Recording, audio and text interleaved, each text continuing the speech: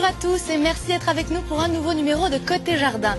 Nous sommes aujourd'hui en Dordogne, au cœur du Périgord noir, le pays de la célèbre grotte de Lascaux. Les vallées de la Dordogne et de la Vézère abritent, c'est vrai, un patrimoine préhistorique et historique hors du commun, mais aussi de magnifiques jardins. C'est donc l'un d'entre eux que vous allez découvrir aujourd'hui, parmi les plus célèbres, les jardins du manoir d'Érignac. Un peu plus tard dans l'émission, vous retrouverez bien sûr Franck Prost, toujours sur la piste des tendances du jardinage. Cette semaine, il s'intéressera aux robots tondeurs. Oui, ça existe. Et puis c'est reposant. Et enfin, notre reportage de la semaine vous entraînera à la découverte d'un jardin d'éclusiers. Surprenant, non ?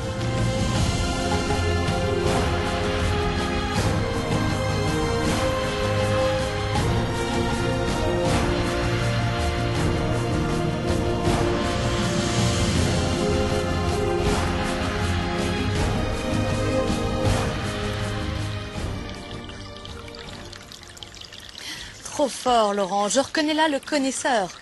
Tu t'es placé à l'un des points emblématiques de ce jardin. En l'occurrence, une source.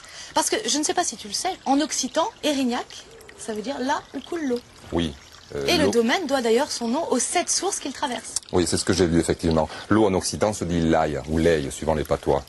Et donc, l'Érignac, c'est l'eau qui court, oui. Voilà. L'ail qui vivo, l'ail des Gordines. C'est très beau, ça. Hein, oui. Et le reste du jardin, alors dis-moi. Alors, Marine, nous sommes ici dans un jardin très particulier. Le dessin des jardins tels que tu vas les découvrir est assez récent, hein, une cinquantaine d'années. C'est tout ?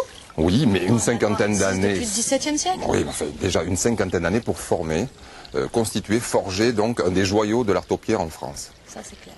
Ici, art des jardins rime avec excellence. Et l'excellence passe par la main de l'homme. Tous les travaux de taille sont réalisés manuellement, à la cisaille ou au sécateur. De ce fait, ici, les ifs, les buis, les charmes, le lierre sont brodés comme des tapisseries dans un opéra de verdure où chantent l'eau et la lumière, au milieu des paysages du Périgord noir. Non, on me l'a changé, tu t'es transformé en poète ? Non, cette dernière phrase est très jolie, hein, mais elle n'est pas de moi, elle est de Patrick Sermadiras, notre hôte, avec lequel, je crois, tu as rendez-vous. Tout à fait, le propriétaire des lieux qui m'attend d'ailleurs. Eh ouais. On se retrouve après ? Allez. Je te laisse faire un tour ? Oui, oui, moi, ici, c'est un rêve de jardinier, je me régale. Et on attaque les travaux derrière. T'inquiète.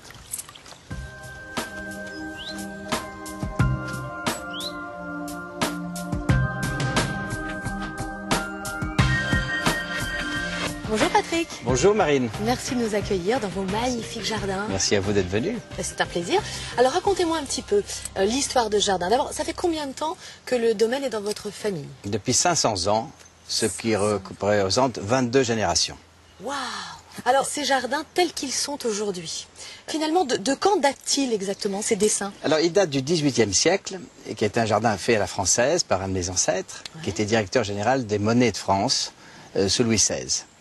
Et ce jardin a été entretenu très bien au XVIIIe. Au XIXe, il a été transformé en jardin anglais et pas du tout entretenu au début du XXe siècle. Et c'est mon père qui les a refaits en 1965, grosso modo, sur plusieurs années avec moi. Je l'ai aidé, bien sûr, comme jeune étudiant, à faire ces jardins. Il les a créés lui-même, sans se baser sur ce qui avait été fait autrefois, puisqu'il n'avait pas les plans des jardins.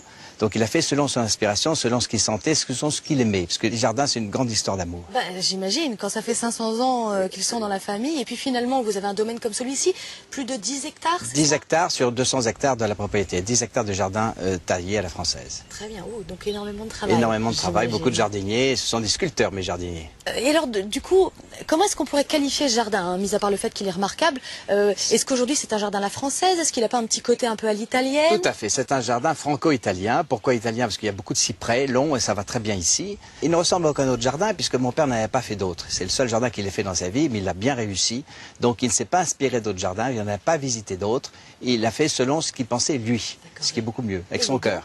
Unique. Il est unique, En son absolument. genre. L'allée des Charmes est unique. On dit que c'est les Champs-Élysées des jardins. Alors justement, les charmilles, c'est ça, les Oui. fameuses charmilles, Oui. qui en fait sont des charmes taillés en taupière, hein, c'est Oui, ça le tout principe ? à fait, tout à fait. Eh bien c'est là que j'ai rendez-vous avec Laurent Ganac, Eh bien, pour justement apprendre un peu de cette technique particulière que vous employez ici dans le jardin. allons-y. C'est parti ?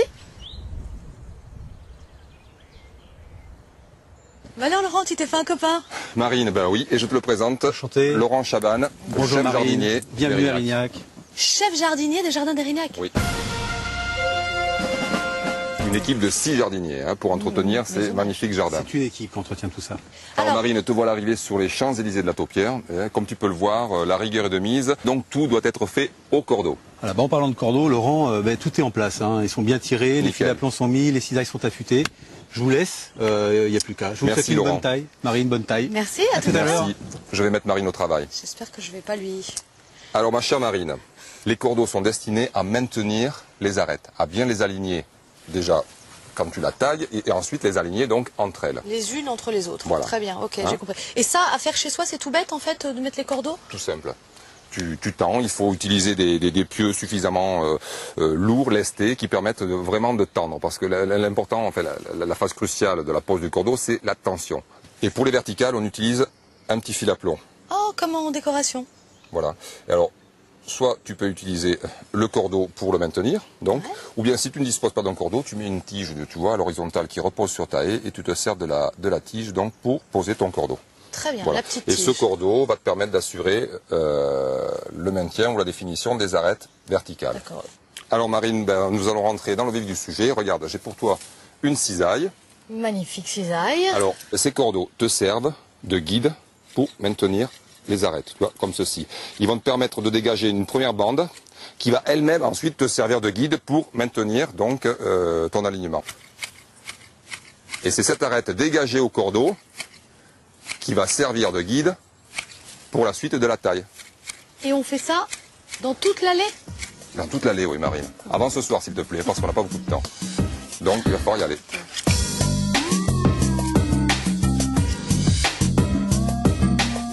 Tu as compris quand même que le fil à plomb est là pour te donner une verticale. Alors, si tu le déplaces sans cesse avec ta cisaille, ça ne va pas aller. Ça ne va pas le faire. Je le déplace en fait, je fais ça? Non, à peine. Voilà. Voilà. Ça glisse là, regarde, regarde. Ouais. Ça glisse.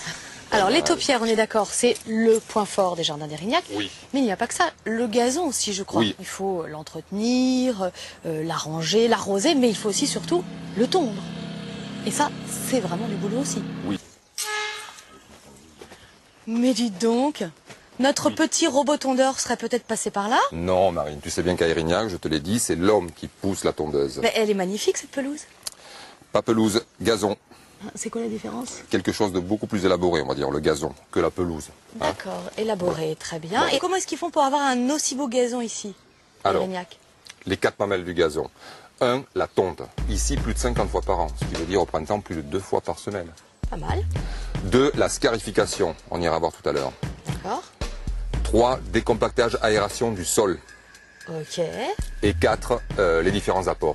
Engrais, terreau, sablage, etc. Je Et te montre. si je fais tout ça, j'ai un très beau gazon? Ah, là, tu ne peux pas ne pas avoir un beau gazon. Bon, la tonte, même moi, je sais ce que c'est. Et accessoirement, on a peut-être la chance d'avoir un robot tondeur. Mais alors, la scarification, il va falloir que tu m'en dises un petit peu plus. Alors, on y va. La scarification.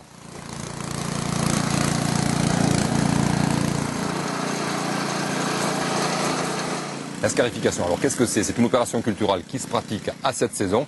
Pourquoi cette saison? Parce que c'est l'époque, à la fin de l'été, où le gazon commence à repousser. Et scarifier, ça veut dire donc enlever tout ce feutre, toutes ces herbes sèches qui se trouvent dans le gazon. C'est-à-dire à la base du gazon. Ce sont tout simplement des feuilles sèches accumulées au pied des tiges, puisque le gazon renouvelle sa feuillaison. Les vieilles s'accumulent et constituent une espèce de paillasson qui limite l'émergence des nouvelles tiges parce que moins de lumière et moins d'aération. Voilà. Donc, je me lance. Non, pas avec cette machine. Ça, ce sont des machines pour les professionnels comme les jardiniers d'Érignac. Toi, ma petite chérie, si tu veux scarifier, tu vas utiliser un râteau à scarifier. Oh mon Dieu, j'aimais bien l'idée de la machine C'est ce électrique. que n'importe là. qui peut utiliser dans son petit jardin. Alors voilà, tu plantes ton râteau dans la D'accord. pelouse et tu tires. Et D'accord. ça te permet donc d'éliminer manuellement le feutre. Ok, on est en train de récupérer la même chose là, c'est Voilà. le même principe. Hein. Mais je veux te voir essayer. Je Ah veux ben. que tu vois quand même ce que c'est que J'ai bien d'entretenir une compris, pelouse. je commence à te connaître Laurent, tu aimes bien m'en faire baver un peu. Hein. Allez, c'est parti mon kiki. Allez, vas-y. Ah oui, dis Ça donc, va, enfonce bien, hein. c'est très dur. Pas dans la terre. C'est très difficile. Alors en plus, il faut pas enfoncer trop fort, sinon je fais des trous, c'est Et ça? oui, mais à la limite, si tu fais des trous, c'est pas un problème, mais seulement si tu enfonces trop ton râteau, tu ne pourras pas tirer. Ok, étape suivante. Décompactage, aération du sol.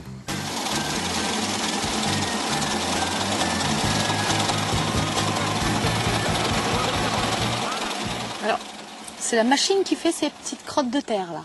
Oui, c'est la machine, sauf que ce ne sont pas des petites crottes de terre, ce sont des petites carottes de terre que la machine à aérer le sol prélève à raison d'une centaine de carottes au mètre carré.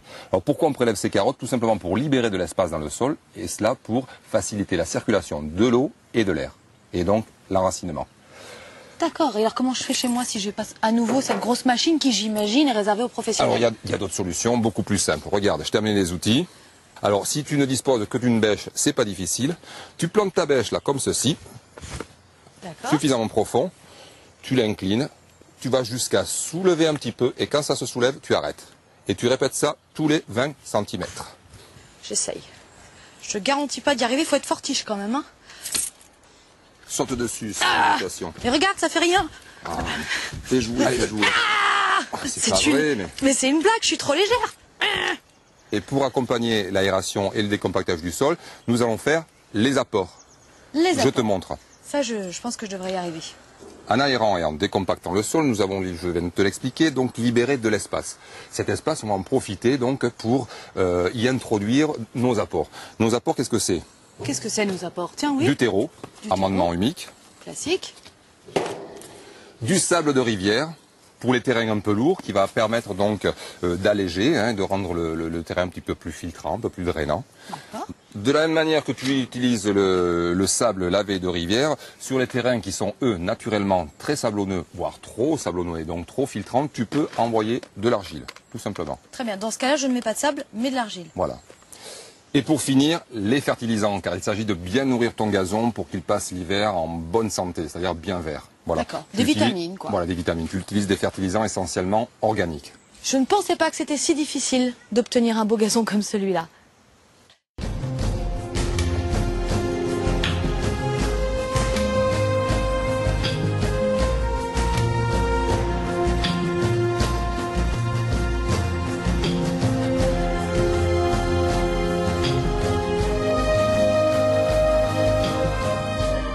Retour en Dordogne, Marine. Alors, regarde où je t'amène. Ce potager. que Il ne te c'est donne pas envie d'avoir un potager ou d'en faire un? Moi, je le trouve exceptionnel.